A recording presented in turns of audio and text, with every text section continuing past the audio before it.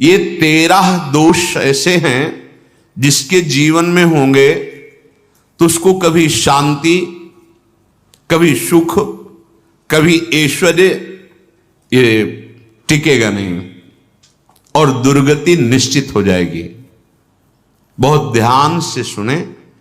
एक श्लोक में 6 दोष और दूसरे श्लोक में 7 दोष। उपासक को कभी इन दोषों को अपने अंदर टिकने नहीं देना चाहिए। और जो संसार के मार्ग में चल रहे हैं, अगर इन दोषों में चलेंगे तो वो जो आपके पुण्य कर्मों से ऐश्वर्य है भी वो नष्ट हो जाएगा। आप दुख, चिंता, शोक से ग्रसित होकर बड़ा दुख में जीवन व्यतीत करेंगे और आपकी गति बिगड़ जाएगी, दुर्गति हो जाएगी। ये 13 लिख लो दिमाग में, डायरी में, क्योंकि ये नोट हो रहा है, आवाज डाली जाएगी। आप बार बार सुन, इनसे बचिए। अपनी बड़ाई, अपनी प्रशंसा कभी अपने मुख से नहीं करना, नहीं तो आपके पुण्य नष्ट हो जाएंगे, बुद्धि भ्रष्ट माने गिर जाएगी। अगर परमार्थ में चल रहे हैं तो भी, और व्यवहार में तो पुण्य नष्ट हो ही जाएंगे। बुद्धि गिरी हुई तभी ऐसी बात होती है। और यह दोष बहुतायत है, ये बहुत प्रभावशाली है। अपनी बड़ाई मारना, इसको देख लो, पकड़ो, सत्संग है। अपने मुख से कभी अपनी बड़ाई ना करना। अगर कोई अपने मुख से अपनी बड़ाई करता है तो उसके सुकृत नष्ट हो जाते हैं, बुद्धि भ्रष्ट माने गिर जाती, पतित हो जाती है, फिर निर्णय ठीक नहीं। अगर हमारा सारथी, हमारा ड्राइवर मूढ़ हो तो कहीं भी हमको गिरा देगा, तो वो बुद्धि भ्रष्ट मतलब गिर जाती है, निर्णय करने लायक नहीं रहती। अपनी प्रशंसा अपने मुख से करना। दूसरा, लोलुपता, ये वृत्ति नहीं होनी चाहिए। धर्म से चलेंगे, धर्म के द्वारा जो हमें प्राप्त होगा उसी से हम अपना भरण पोषण करेंगे। आपके बच्चे स्वस्थ होंगे, बुद्धिमान होंगे, परिवार में बहुत सुख और शांति होगी। भले दीपक की तरह जलो, बहुत काल तक रहेगी। लक्ष्मी जी भी आपके घर में बहुत काल, हम ये नहीं कहते कि बहुत नहीं, जितनी है बहुत सुख शांति से चलोगे। अगर लोलुपता करोगे, हिंसा, छल कपट, व्यभिचार, चोरी, ऐसे धन आ जाए, वो आएगा, लेकिन वो हाइलोजन की तरह आएगा, एकदम प्रकाश और फ्यूज, बिल्कुल अंधकार करके जाएगा। देख लेना, तुम्हारे जो सुख के हेतु हैं, तुम्हारा शरीर, तुम्हारे बच्चे, तुम्हारी पत्नी, तुम्हारा परिवार, उसको देख के तुम रात दिन जलोगे बिना आग के। ऐसे उनके आचरण होंगे, ऐसे उनके अंग होंगे, ऐसे उनके दिमाग होंगे, ऐसा उनका व्यवहार होगा। ये लोलुपता अगर उपासक में या किसी में है तो उसको नष्ट कर देती है। सावधान। तीसरा, यदि आपका अपमान होता है तो आपको उसे सहन करना होगा, उससे आपके पाप नष्ट हो जाएंगे। जो तनिक सा भी अपमान होने पर बहुत क्रोध करके दूसरे का अपकार करने लगता है, ये आपका पतन करा देगा, ये आपको फंसा देगा। हृदय जलेगा, अर्थव्यवस्था नष्ट होगी, पूरा परिवार दुखी होगा। जरा सा अपमान की संभावना में आप किसी से भी भिड़ गए, किसी से भी, वो ये प्रवृत्ति आपका पतन कर देगी। और अगर आप सह गए तो आपका सहना उसके लिए आग बन जाएगा। उमा क्षमा साप होते भारी, तुम्हें दंड देने की जरूरत नहीं, उसका एक कर्म ही उसे दंड दे देगा। आप शांत हो जाइए, आप सत्संगी हैं, आप शांत रहिए। चौथा, निरंतर क्रोध और उसका चिंतन। बैठे बैठे बस द्वेषियों का चिंतन ही हो रहा है, अंदर क्रोध का चिंतन और द्वेषियों का चिंतन ही हो रहा है। द्वेष भरी बातें, द्वेष भरे क्रियाएं, उन्हीं का चिंतन करके जलते रहना क्रोध से। उपासक को तो क्रोध करना ही नहीं चाहिए, बहुत शांत। ठीक है, अभ्यास में कभी क्रोध हो सकता है, उसको फिर समन करो, अंदर से प्रायश्चित, जैसा कि अब गलती हुई, आगे नहीं करेंगे। और व्यवहार में भी क्रोध को आप पीना सीखें। अगर बार बार आपका क्रोध प्रकट होता ही रहेगा, आपका स्वभाव बिगड़ जाएगा, आपके पुण्य नष्ट हो जाएंगे और आपका जीवन नष्ट हो जाएगा। देने वाला उतना दे देगा आपको, आनंदित रहो। पैसा खर्चा, सब पूरे जीवन का विध्वंस मचा दिया क्रोध ने। कहीं भी आप देखो, किसी से क्रोध करके देखो, फिर देखो तुम्हारा भजन चल रहा है, तुम्हारी वो आनंद वृत्ति है नहीं, जलोगे और वो जलन और गुस्सा दिलाएगी और वो बैठे बैठे जलो नहीं। ये क्रोध जो है, ये चाहे व्यवहार में हो चाहे परमार्थ में, दोनों की हानि करने वाला है। और आश्रित जनों की रक्षा ना करना। अगर कोई भाग कर आपके पास आ गया है, कोई पशु पक्षी या कोई मनुष्य, आपको चाहिए कि अब चाहे हमारे पहले प्राण जाएं, उसकी रक्षा करेंगे। सीवी जैसे तो कोई बिरले ही होते हैं, पर इतना जरूर ध्यान रहे, जैसे कोई पशु पक्षी किसी भय से आपकी सीमा के अंतर्गत आ गया है, अब उसकी रक्षा करनी है आपको। अगर आप स्वयं मार देते हैं या मरवा देते हैं, या आपके सुकृत नष्ट कर देगा, या आपकी दुर्गति का कारण बन जाएगा। और जो पाप कर्म उत्साहित होकर करते हैं, उपासक को तो बहुत सावधान रहना चाहिए, पर व्यवहार में भी जो नहीं करना चाहिए, अगर वो पाप कर्म आपके द्वारा मन में प्रेरित हो रहे हैं, संकल्प बन रहा है, क्रियाएं हो रही, दुर्गति पक्की, पुण्य नष्ट हो जाएंगे, दुख अशांति बढ़ती चली जाएगी, कभी शांति नहीं प्राप्त कर पाएंगे। ऐसा नहीं कि जो मन में आवे सो करें। पापाचरण निडर और उत्साहित होकर करना, अगर ऐसे लक्षण है, निश्चित दुर्गति होती है।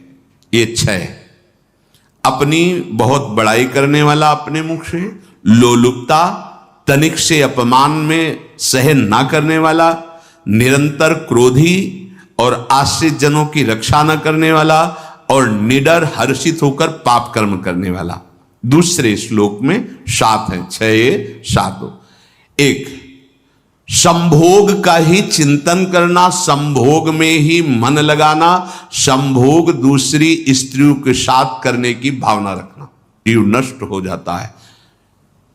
ठीक है, धर्मयुक्त काम भगवान ने आदेश किया है। आपका पाणिग्रहण संस्कार हो गया है, संतानोत्पत्ति की भावना से कुछ पवित्र तिथियों का त्याग करते हुए चर्चा में हुई है। एक नियम है, एक आदेश है शास्त्र का। आप बहुत काम प्रवृत्ति वाले हैं तो प्रत्येक मास में जब माताएं बहनें पवित्र हो जाती मासिक धर्म से, तो जिनका पाणिग्रहण आपने किया, जो पत्नी स्वरूप हैं, वो ठीक है। वहां भी बार बार के लिए व्यभिचार प्रवृत्ति के लिए शास्त्र आदेश नहीं करता, संयम पूर्वक, और उसका चिंतन नहीं करना। पाणिग्रहण संस्कार है, घर में विराजमान है, एक संयम एक नियम के अनुसार उसका चिंतन तो फिर भ्रष्ट कर देगा। चिंतन प्रभु का करना है, चिंतन प्रभु की सेवा जो आपके कर्तव्य, इसके चिंतन से बचो। घातक है, बहुत बड़ा जहर है। अगर विषय चिंतन होने लगा तो मरोगे, जिंदा जलोगे, दुर्गति भी होगी। ये अंदर की जो आग है ना, कामाग्नि, ये इतनी बढ़ती चली जाएगी, तुम्हारे होश खराब हो जाएंगे कि मुझे क्या करना चाहिए क्या नहीं करना चाहिए। कोवा मदांधो मदना तुरोवा, अंधा हो जाएगा, नहीं दिखाई देगा अनुजा तनुजा क्या है कौन है, कुछ नहीं, भ्रष्ट बुद्धि। संभोग का चिंतन नहीं। धर्मयुक्त काम आदेश है शास्त्र में। यदि आप प्रवृत्ति मार्ग में हैं तो अपनी पत्नी को जो पाणिग्रहण स्वीकार किया है, वहां भी पवित्र तिथियों का त्याग करते हुए, एकादशी है, रामनवमी है, नव दुर्गा है, जन्माष्टमी है, राधाष्टमी, जो पवित्र तिथियों का त्याग करते हुए, और ऐसे जो मर्यादाएं हैं उसके अनुसार, और कहीं पराई स्त्री के साथ संभोग की बात, निश्चित दुर्गति पक्की है। ऐसे ही माताओं के लिए है, स्त्री शरीर के लिए है। यदि वो ऐसी गलत चेष्टा, तो पतिवंचक परपति रति करही, रौरव नरक कल्पसत परही। ये भोग चिंतन से बचने की चेष्टा कीजिए तो क्रिया से अपने आप बच जाएंगे। विषमता रखने वाला, सबके साथ बर्ताव ऐसा कि मैं बहुत श्रेष्ठ हूं और दूसरे सब नहीं, ऐसा व्यवहार नहीं। सब भगवत स्वरूप हैं, समान व्यवहार। जैसे आपके भोजन है तो जो आप पा रहे हो वही सबको दीजिए। बैठने की व्यवस्था, उठने की व्यवस्था, क्रम बाय क्रम, पर उसको भी नीच भाव से मत देखिए। उस कोटि का उसको प्यार दीजिए, दुलार दीजिए, सम्मान दीजिए। इतनी विषमता ना फैलाते रहें अपने जीवन में कि आप सबके निंदा के पात्र बन जाए। विषमता नहीं, सबको प्यार। हाँ ठीक है, पुत्र का अलग प्यार है, भाई का अलग प्यार है, पिता का अलग प्यार है, पर हमारा व्यवहार प्रीति युक्त होना चाहिए, विषमता भरा नहीं होना चाहिए।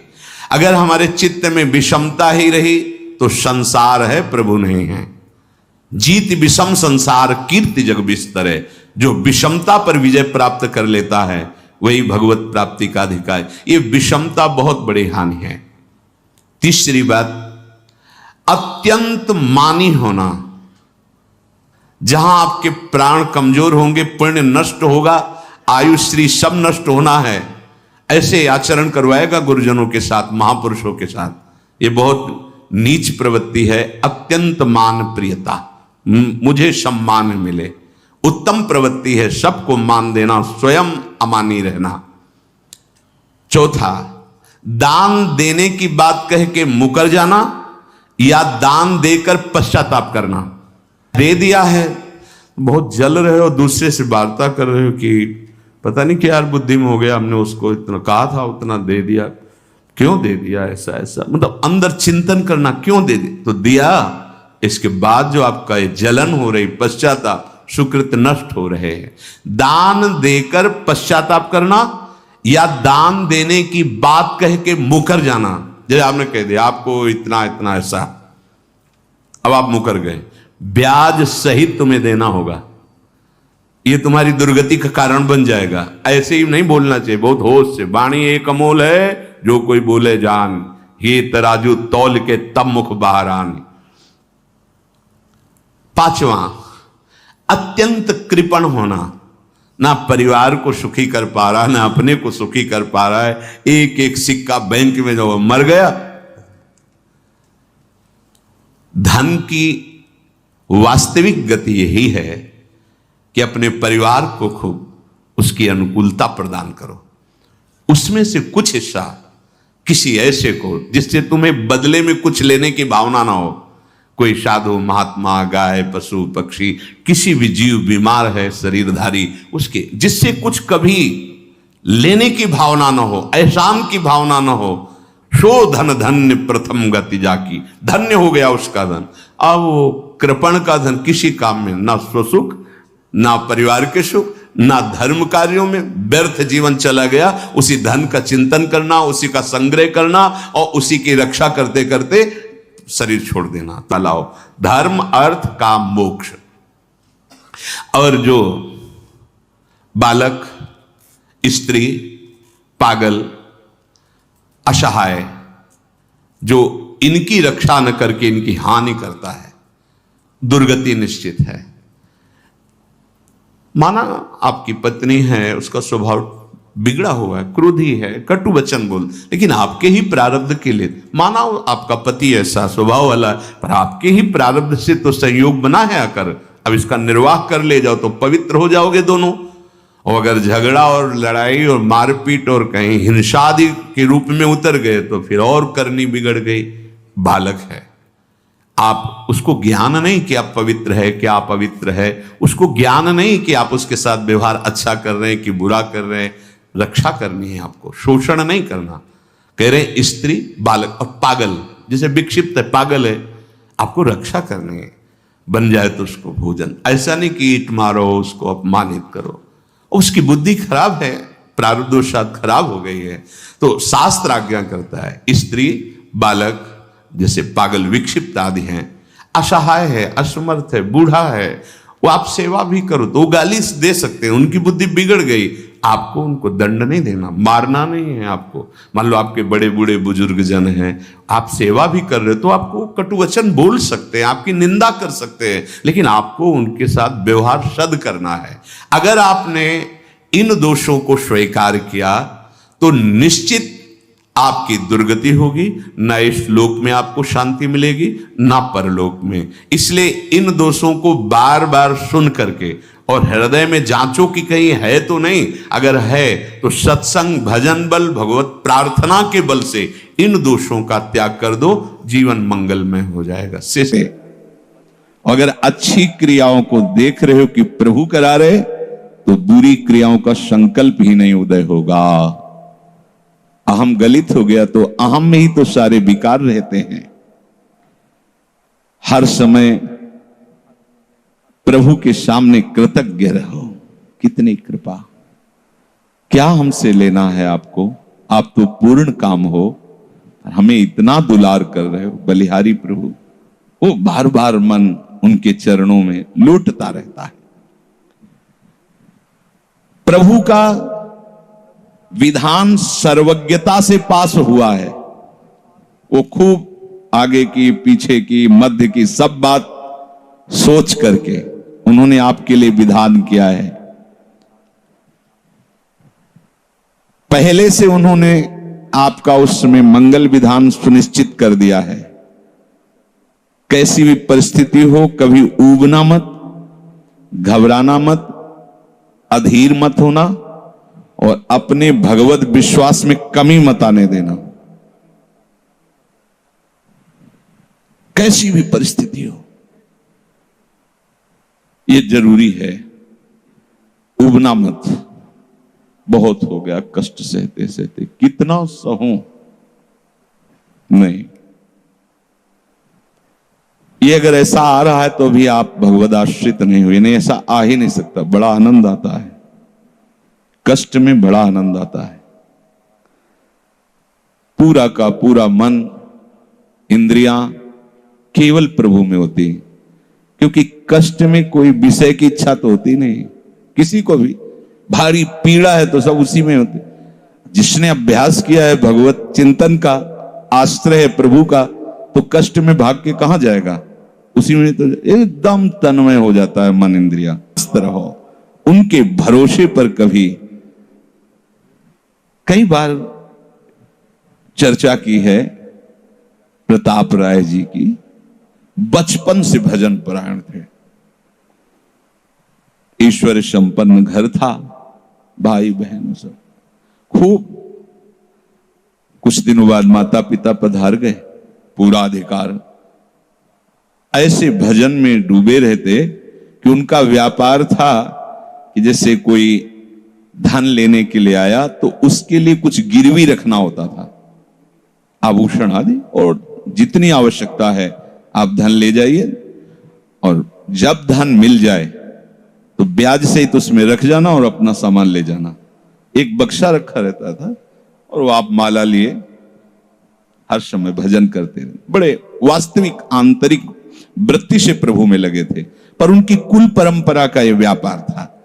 जैसे सदन जी की कुल परंपरा, तो कुछ गृहस्थ ऐसे महापुरुष जो अपने, भगवान भी कहते पर धर्मो भयावहा सुधर्मो निधनो श्रेया पर धर्म, वो जो वहां का काजी था उसने देखा कि बिना किसी प्रयत्न के बड़ा आनंद इनके चल रहा है, तो जलन होती। जो भगवत विरोधी जन, विमुख जन होते हैं तो जलन होती है। इसको दूसरे रूप में हम कह सकते हैं कि प्रभु अब उनके भजन का फल देना चाहते थे। दोनों बातें, परिणाम जान गए हैं इसलिए हम कह रहे हैं प्रभु उनके भजन का फल देना चाहते थे। और वो वर्तमान से देखो तो वो द्रोही थे, भगवत द्रोही जन। 3 लोगों ने काजी से मिलकर कहा, बड़ा सुख लूट रहा है, हम जाके देखा है, बढ़िया काम बन जाए। वो देखता भी नहीं कि बक्से में क्या रखा गया। ठीक, तो कुछ कंकड़ ऐसे झोली में, पहले थैली टाइप की झोली होती, गए, प्रणाम किया और कहा हमें 10,000 रुपए की आवश्यकता है, यहां लिखो दस्तखत, तारीख, दिन, और चेक भी नहीं करे। वो इतने विश्वास परायण भक्त थे, अभी तक ऐसा कुछ हुआ भी नहीं था। 10,000 रुपए दे।